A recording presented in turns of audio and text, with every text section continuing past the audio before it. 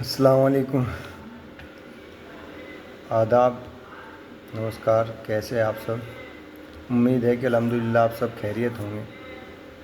جیسے کہ آپ کو پتہ ہے کہ وقت amendment bill N D A کی سرکار لے کے آئی ہے، اور اس بل کو لانے کی سرکار کی کیا نیتی ہے اور سرکار چاہتی کیا، یہ سوچنے والی بات ہے۔ اگر جنتا یہ نہیں سوچے گی، اگر مائنورٹی کے لوگ یہ نہیں سوچیں گے اور چپ چاپ اسی چیز کو اس طرح کے قانون کو دیکھتے رہیں گے اور اپنے جن پرتینیدھیوں سے اس کا سوال نہیں کریں گے، تو پھر ایسا تو آپ دیکھتے جائیں گے، اور جتنے بھی قانون ہوں گے اور ان کے اندر سنشودھن ہوتے چلے جائیں گے، اور آپ ایک دن کسی بھی لائق نہیں رہوں گے۔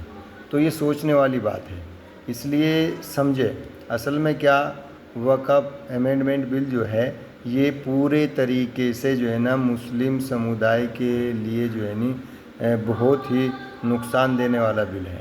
وہ کس طریقے سے؟ وہ اس لیے کیونکہ وقف اللہ کے رسول آپ صلی اللہ علیہ وسلم کے وقت سے چلا ہوا آ رہا ہے۔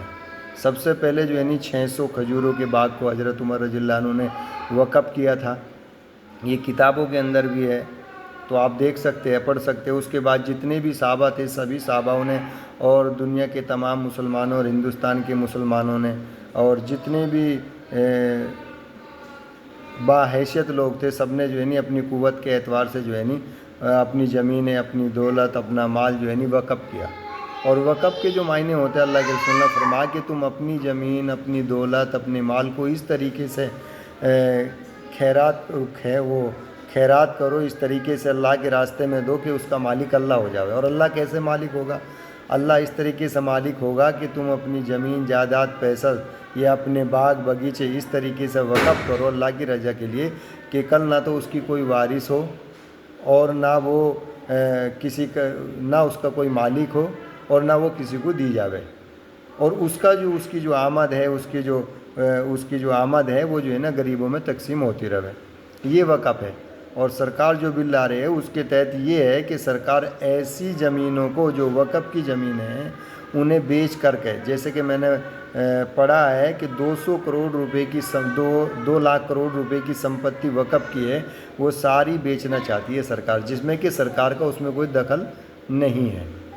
لیکن اس طریقے کے قانون بنا کر سرکار ایک سمودائے کو کہیں نہ کہیں نقصان پہنچانے کا کام کر رہی ہے۔ تو آپ لوگ اس پہ دھیان دیں اور سوچیں سمجھیں، اور جیسے کہ ہمارے نیتا، ہمارے رہبر، ہمارے بیرسٹر اسد الدین اویسی صاحب نے سنسد میں اس کی مخالفت کی ہے، تو آپ اللہ سے دعا کریں کہ اس میں پورے طریقے سے مسلمانوں کے لیے، مائنورٹی کے لوگوں کے لیے، مسلم جو لوگ ہیں جن کی وقف بورڈ ہے، وہ وہ ان کے حق میں ہی اس کا فیصلہ رہے اور یہ جو بل پاس نہ ہو۔ دوسری چیز یہ ہے کہ جو وقف ہے، مسلم وقف بورڈ، اس کا بھی نام چینج کرا جا رہا ہے۔ کہیں نہ کہیں یہ ایک مانسکتا ہے کہ پورے طریقے سے یہ مسلم کی جو نام ہے یا ان کی جو ایک پہچان ہے اس کو آہستہ آہستہ ختم کرنے کا کام یہ سرکار کرتی جا رہی ہے، اور اس کے خلاف ہمارے جن پرتینیدھیوں کو آواز اٹھانی چاہیے اور اٹھا رہی ہے۔ اور میں آپ لوگوں سے گزارش کرتا ہوں کہ آپ اس میں زیادہ سے زیادہ اللہ سے دعا کرے اور پڑھائی کرے، سمجھے اور سمجھ کے اس کے حق میں آواز اٹھائے۔ اللہ حافظ۔